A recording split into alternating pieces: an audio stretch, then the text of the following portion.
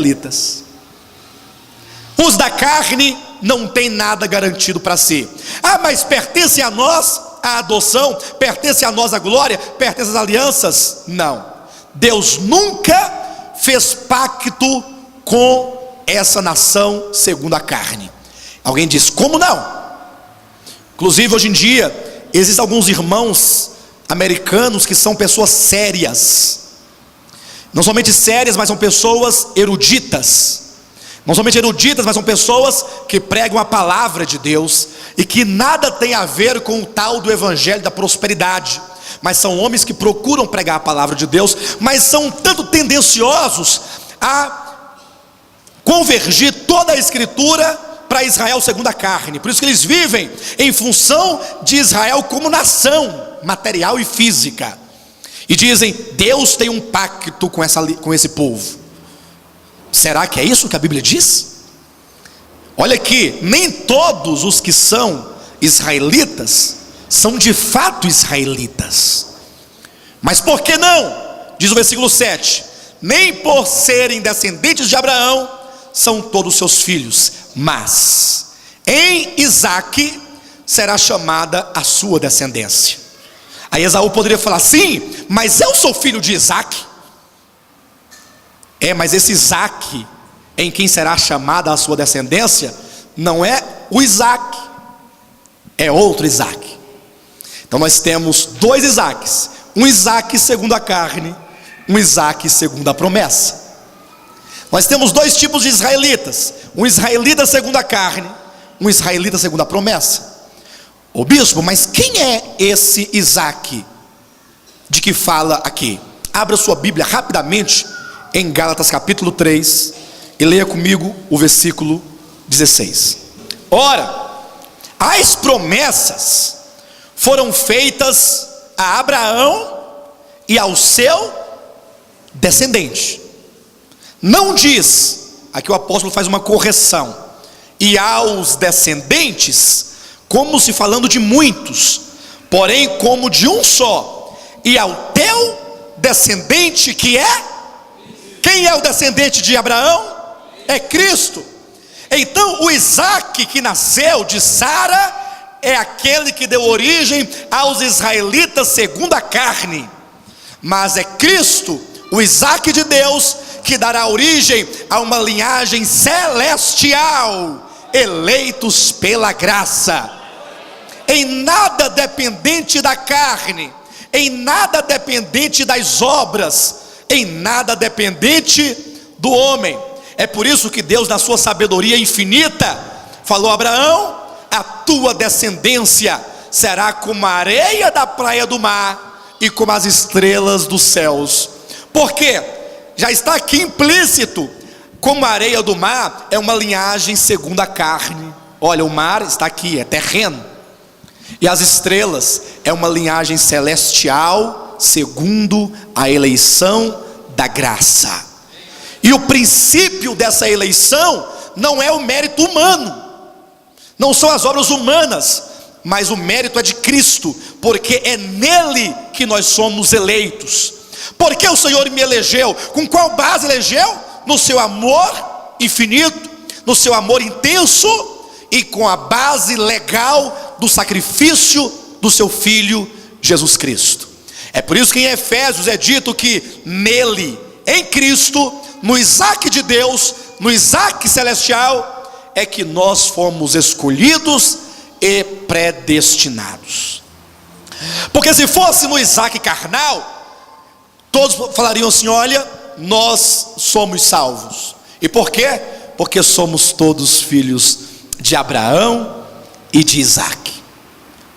Não é verdade que a circuncisão, que era uma marca na carne, tornou-se o grande orgulho dos judeus ao longo de sua história?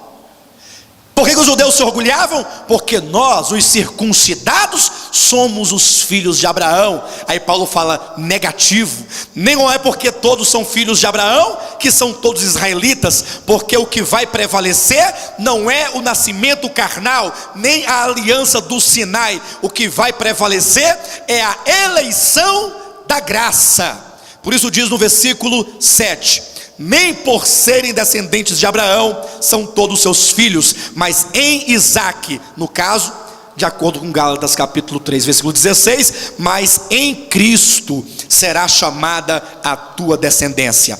Isto é, estes filhos de Deus não são propriamente os da carne, mas devem ser considerados como descendência os filhos da promessa. Você é um filho da promessa? Alguém diria: bispo, eu quero entender qual é a diferença de um filho segundo a carne e um filho segundo a promessa. É aqui, meus irmãos, que quando eu contemplo essa passagem, essa palavra, não tem como verificar ou como desviar-se dessa verdade, porque é muito clara, é uma luz muito forte. Os irmãos lembram que Abraão teve 2 filhos? Um chamava Ismael, o outro Isaque. Ismael representa aqueles que nascem segundo a carne. Isaque representa os que nascem segundo a palavra da promessa. E qual é a distinção clara? Ismael é aquele que nasceu da capacidade de Abraão de fazer em Agar, a sua escrava, um filho. Deus prometeu a Abraão um filho: eu te darei um filho. Só que Abraão pensou consigo, conversando com sua esposa: ora, Sara era estéril, Sara não podia ter filhos, mas Deus disse que nos daria um filho. Agora você imagine que situação. E agora passa 1 ano, 2 anos, 10 anos, 15 anos, e Sara fala: Abraão, já é sabido que não posso ter filhos, sou estéril. Você pode, mas os anos estão passando, Deus não cumpre com a sua palavra, e você está ficando velho, e ficará amortecido, e chegará um tempo que nem tu, nem eu, nós não poderemos, porque eu serei uma velha estéril, e tu um velho amortecido, e aí que Deus jamais poderá cumprir a sua palavra. Foi neste pensamento e sentimento que Abraão, no consentimento de sua esposa, resolveu fazer um filho, pela sua própria capacidade, fazer um filho em Agar. E o que ele gerou foi um fruto da sua capacidade carnal. O termo carne na Bíblia, ele ganha uma conotação no sentido de obras humanas, aquilo que o homem é capaz de fazer. Mas o que foi que Deus falou para Abraão? Lança fora a escrava com o seu filho, porque de modo algum a escrava e seu filho serão herdeiros com o filho da promessa. Quando Abraão então ficou de fato amortecido e não tinha em si mesmo nenhuma capacidade de gerar um filho, quando Abraão não tinha mais, diz lá no livro de Hebreus capítulo 11, que Abraão estava já amortecido e sua esposa velha e estéril, um casal que não podia produzir nada, eles não tinham capacidade, eles não tinham mais habilidade, eles não tinham mais semente, eles não tinham mais meios, eles não tinham obras, eles não tinham nada, eles estavam arruinados, totalmente exterminados. Deus falou assim: eu, Abraão, sou o Deus Todo-Poderoso, eu tenho toda a suficiência e toda a capacidade de te dar um filho. Abraão, agora que tua mulher já não pode mesmo, e muito menos tu, eu vim cumprir a palavra. Aquela promessa, Abraão, que te foi feita quando tu tinha capacidade, só pode ser cumprida quando você não tem capacidade. Isso prova que a eleição da graça não se baseia em méritos humanos. Meu querido, se você ainda pode gerar Ismael, você ainda não conhece a eleição da graça. Se você ainda se confia, se você está fiado na sua capacidade, na sua santidade, nas suas orações, nos seus jejuns, nos seus dízimos, na tua perseverança, na tua bondade, você está arruinado, porque os verdadeiros filhos de Deus não são aqueles segundo a carne, não são segundo a sua capacidade, mas são aqueles que são filhos da promessa. Deus prometeu, Deus não é homem para que minta, nem filho do homem para que se arrependa. Deus disse antes da fundação do mundo que você seria conformado à imagem do seu filho, e ele cumprirá com a sua palavra, em nome de Jesus. Esta é a palavra da promessa. Veja o versículo 8. Estes filhos de Deus não são propriamente os da carne, mas devem ser considerados como descendência os filhos da promessa, porque a palavra da promessa é esta: por esse tempo virei e Sara terá um filho. O filho não é fruto da ação do homem, mas é fruto da ação de Deus. Por esse tempo virei. É Deus quem vai ao homem na sua incapacidade, na sua esterilidade, no seu amortecimento, na sua infrutificação, e Deus faz nascer. Ele gera no homem o que o homem não tem, o que o homem não pode dar. Essa é a eleição da graça. Aí nós temos dois termos dados a Deus, ou duas atribuições com respeito a esse nascimento que Deus prometeu a Abraão e Sara.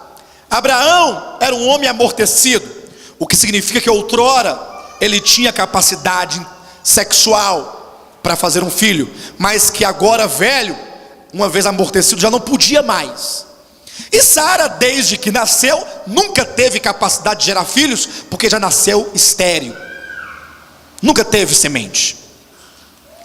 Então, o escritor aos Hebreus diz que quanto a Sara, aquela que nunca teve nada, Deus é o Deus que traz à existência as coisas que não existem. A salvação, queridos, a eleição da graça, a predestinação da graça, não é aquilo que você tem, é exatamente o contrário, é aquilo que você não tem, porque Deus é que traz à existência o que o homem não possui. E Abraão era um homem que outrora tinha, porque ele funcionava antigamente, ficou velho, amorteceu, parou de funcionar. Então é dito lá em Hebreus capítulo 11, que Deus é o Deus que ressuscita os mortos. Para Sara é o que traz à existência o que não existe. Para Abraão é o Deus que ressuscita os mortos. Para Sara, para quem nunca teve nada, Deus faz acontecer, faz existir. E para aqueles que já não têm mais esperança, porque já morreram, perderam as forças, capacidade, porque no início todos os homens acham que podem, e eles começam a correr, eles começam a querer fazer, eles querem se esforçar, mas com o tempo, à medida que você conhece a Deus, você vai cada vez ficando mais fraco. Quanto maior crescimento espiritual você tiver, mais fraco você se tornará. Quanto mais próximo de Deus você estiver, quanto mais você ganhar de Deus, mais você se sentirá incapaz, impotente. Porque somente aqueles que chegaram à condição de Abraão, espiritualmente falando, aos 90 anos de idade, é que podem experimentar o Deus que ressuscita os mortos. Os que ainda se veem vivos não podem experimentar o Deus da ressurreição. E aqueles que acham que tem alguma coisa para dar, não podem experimentar o Deus que traz à existência as coisas que não existem. Versículo 9: porque a palavra da promessa é esta: por esse tempo virei e Sara terá um filho. E não somente ela, observa que essa eleição ela continua num outro exemplo, mas também Rebeca, ao conceber de um só Isaque, nosso pai, e ainda não eram os gêmeos nascidos, nem tinham praticado o bem ou o mal, para que o propósito de Deus quanto à eleição prevalecesse, não por obras, mas por aquele que chama. Então Deus falou: olha, eu não preciso das obras que eles praticam, se eles praticarão bem ou mal, isso não me interessa, porque eu tenho um propósito na vida de Jacó. Mas Senhor, se nós olharmos agora numa retrospectiva, Jacó tinha muito mais defeitos que seu irmão Esaú. Tudo bem que Esaú vendeu, mas foi um momento de loucura, foi um momento